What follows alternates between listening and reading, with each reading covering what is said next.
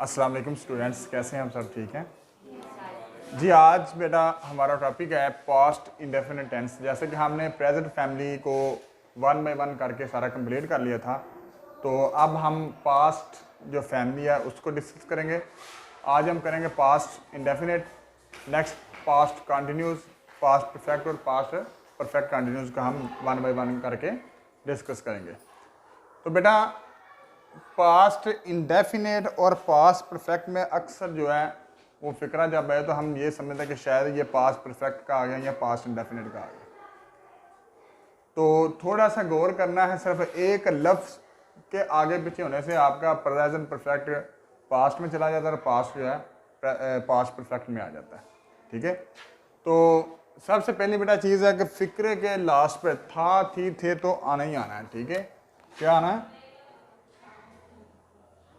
था, थे वगैरह। लेकिन इससे पहले बेटा आपका जो आना है वो लास्ट पे लिया, दिया, किया, आया, गया। ठीक है, ये अलिफ या, ये छोटी जी या ये बड़ी ये इसकी मेन पहचान है। अगर फिक्रे के लास्ट पर बेटा ये चीज़, अगर फॉर एग्जाम्पल ये नहीं भी आता, सिर्फ यही आ जाता है, तो फिर भी ये हमारा होगा पास्ट इंडेफिनिट टेंस का फिक्रा होगा। ठीक है, किसका होगा? पास्ट। सिर्फ एक वर्ड आगे लगाने से बेटा आपका वो पास्ट परफेक्ट में चला जाता है। वो कौन सा है? सिर्फ ये है, साथ लगाने से आपका वो पास्ट परफेक्ट का फिक्रा बन जाएगा। अगर है नहीं आ रहा तो फिर आपका पास्ट इंडेफिनेट क्या है, और अगर लास्ट पर है आ गया तो वो आपका पास्ट परफेक्ट का। ये ज़हन में रखना, ये बड़ी कन्फ्यूजन हो जाती है पास्ट इंडेफिनेट के पास्ट परफेक्ट की। फॉर एग्जाम्पल मैंने काम मुकम्मल किया, अब यहाँ बेटा ये हमारे पास जस्ट पास्ट इंडेफिनिट का है, आई कंप्लीटेड वर्क। ठीक है, आई कंप्लीटेड वर्क। अगर यहाँ हम बेटा ये लगा दें मैंने काम मुकम्मल किया है मीन कर चुका हूँ, मैंने काम मुकम्मल कर चुका हूँ, तो मतलब आएगा हैड वाला आ जाएगा, पास्ट परफेक्ट वाला। सिर्फ एक ये वर्ड ऐड होने से बेटा जी आपका पूरे फिक्रे का सेंटेंस ही चेंज हो जाना है। ठीक है, जो उसका ज़माना तब्दील हो ना, सिर्फ एक वर्ड पुट करने से। अब बेटा जी आइडेंटिटी, सबसे जो पहली चीज़ वही फिक्रे की आइडेंटिटी होती है, था, थी, थे तो आना ही, लेकिन जो बेसिक चीज़ें लिया, दिया, किया, आया, गया वगैरह। ठीक है, लेकिन इधर हमारा है नहीं आएगा, ये हमारा अगर है आएगा तो ये पास्ट परफेक्ट बन जाएगा। दूसरी हेल्पिंग वर्ब बेटा जी नील है, कोई हेल्पिंग वर्ब हमारा यहाँ यूज़ नहीं होना। ठीक है, हेल्पिंग वर्ब किस में नहीं यूज़ होना? जो हमारा असर्टिव सेंटेंस है। असर्टिव मतलब डिक्लेरेटिव, सिंपल सी बात जिसमें की जाती है। ठीक है, मैं लाहौर जा रहा हूँ या गया था, ठीक है, मैं खाना खाया था, ये सिंपल से जो असर्टिव सेंटेंस जो होता है उसमें बेटा जी हमारा हेल्पिंग वर्ब को नहीं लगना। क्या लगना? वर्ब की सेकंड फॉर्म लगेगी उधर।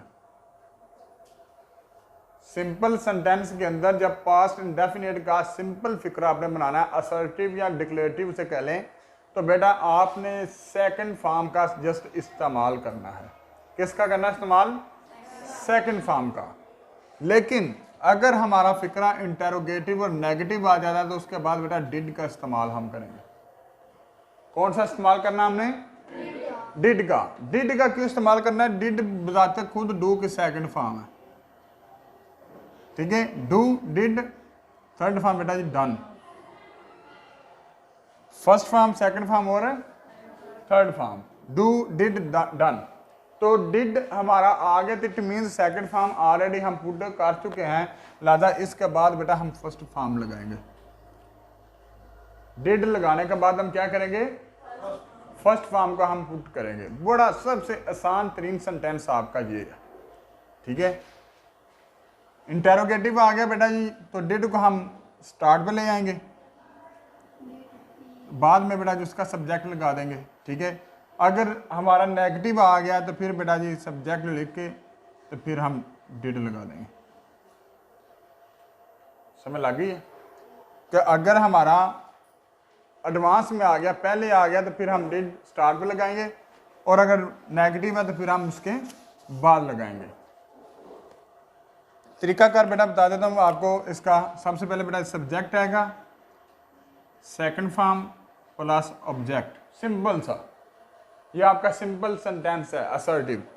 अगर आपने इंटेरोगेटिव बनाना है सवालिया, तो फिर बेटा जी डिड आएगा प्लस सब्जेक्ट और ऑब्जेक्ट आएगा। और अगर हमने इसको नेगेटिव करना है तो फिर बेटा जी सब्जेक्ट के बाद did plus first form plus object. इधर भी बेटा जी फर्स्ट फॉर्म प्लस ऑब्जेक्ट। ये आपके 3 तरीके हैं, ठीक है। ये बेटा जी आपका है सिंपल का, ये आपका इंटेरोगेटिव का, और ये आपका नेगेटिव का।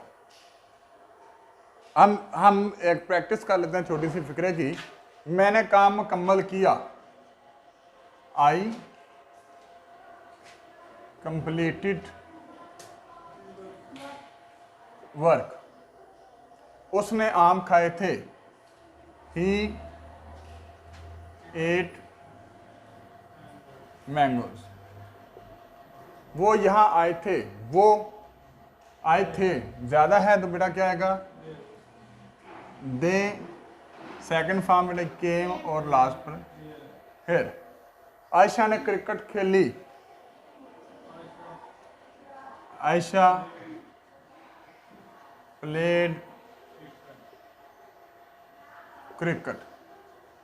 अगर हम इसी को बेटा नेगेटिव करेंगे तो फिर क्या आएगा I did not complete work. अब यहां फर्स्ट फॉर्म क्यों आएगा, क्योंकि इधर हमारा डिड लग चुका पहले। डिड ऑलरेडी डू की सेकंड फॉर्म है, जब ये लगी तो आगे हमने फर्स्ट फॉर्म लगा देनी है। इसी को अगर इंटेरोगेटिव हमने करना है तो क्या करेंगे बेटा जी, डिड को स्टार्ट पे लेंगे, डिड आई कंप्लीट वर्क। क्या मैंने काम मुकम्मल किया, ठीक है, समझ लगी है। अगर बेटा हम यहाँ किए की जगह पे हम लगा देते हैं है, तो फिर ये हमारा हो जाएगा किसका सेंटेंस हो जाएगा, परफेक्ट का हो जाएगा। तो फिर हम इसको लिखेंगे इस तरीके से, आई हैड कंप्लीटेड